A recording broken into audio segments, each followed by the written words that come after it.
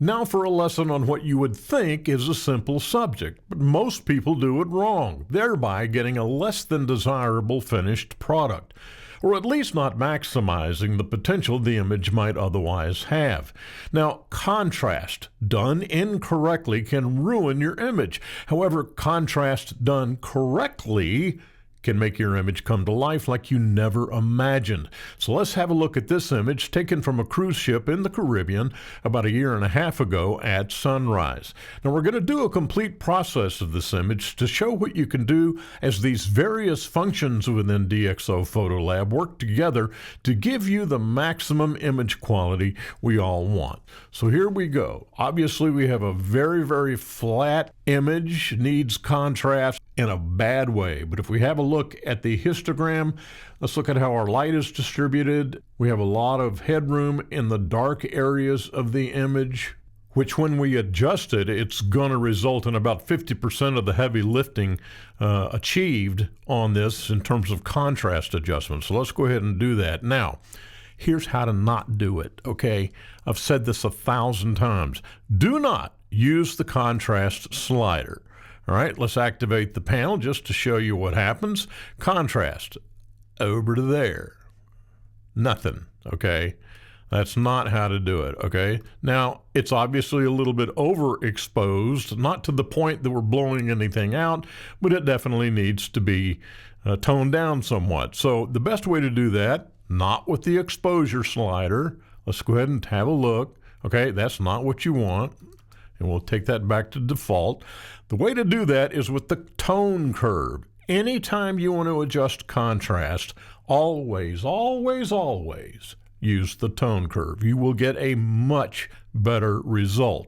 Contrast slider up here treats every image the same. It divides up the image brightness 50-50, and it gives brightness to the brighter areas in the image and the exact opposite in the darker areas of the image. And it's this basic one-size-fits-all adjustment. And that's true with any image manipulation program you want to name. Do not use the contrast slider. Now this micro contrast down here is something you use for special effects. Let's go ahead and apply it. I just don't like that result. I'm sure you don't either, so we're going to leave that alone completely. So there's how not to do it and why not to do it that way. The way to do this is with the tone curve, always. And when you make these adjustments, you want to keep an eye on the histogram over here to make sure that you're not going to blow anything out. So in this particular instance, it is slightly overexposed. So what we're going to do is broaden the dynamic range. And so we're going to grab the dark end of the line down here, and we're going to just move this to the right, and we're watching the histogram, and we just go until it gets right up against that left-hand border of the graph, okay? So before and after, and that's already improvement. Now we're not all the way there yet, so let's keep going. Now what we do is we grab the middle of the line and we pull down, okay? We pull down and we're getting there, okay? That's much better than it was, all right?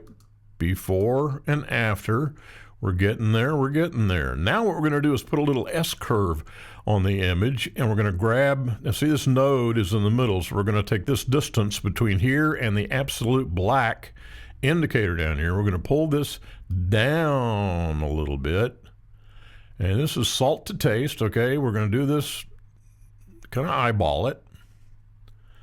I like that. And then we're gonna push this up a little bit. This is the brighter areas of the image. And again, we're taking it halfway between the middle node and the absolute brightest areas of the image. And we're going to push this up just a little bit. Okay, now watch this. Before and after. Isn't that much better? Now there's other things we can do. Might want to crop it a little bit to take out some of this foreground ocean down here. I don't know if this oil platform bothers you. Doesn't do anything for me, but I can take it or leave it. I don't see any major sensor dust anywhere, so I think we're good there. I like the white balance. It's nice and orange and warm. Just leave it the way it is. Now let's try some experimentation. Let's come up to the selective tone, activate it, and let's bring the highlights down a little bit. And again, this is all subjective, but I like that. I like that result. And then boost the shadows. Nope, don't like that. In fact, let's go back down here. And we're going to run this dark node over here, and we can pull this down a little more if I can grab it. Come on now. There you go. You don't want that much. My hand shakes, so I do weird things. Okay, now when you darken an image, you also increase the saturation. So that looks to me to be a little bit oversaturated, but we're getting there. All right, so let's go to color. I'm going to come down here and just reduce the saturation just ever so slightly. Right about there. Right about there. Now, the other thing people do incorrectly all the time is oversaturate. And I see images like this all the time. Don't be that person, okay? Just, less is more right there. That's what you're looking for. Okay, let's look. Before and after. Now, which of the two scenarios looks best to you? Before and after. I'm guessing that it's the after. So there's how to do contrast properly, the right way, correctly. Don't use the contrast slider ever for any reason. I think maybe in my entire career of 35 years in photography, I have used the contrast slider. I can count on one hand that I've done it. Mainly because I was in a hurry or there was some other extenuating circumstance that made me break the rule, but there you have it. So contrast in DxO PhotoLab.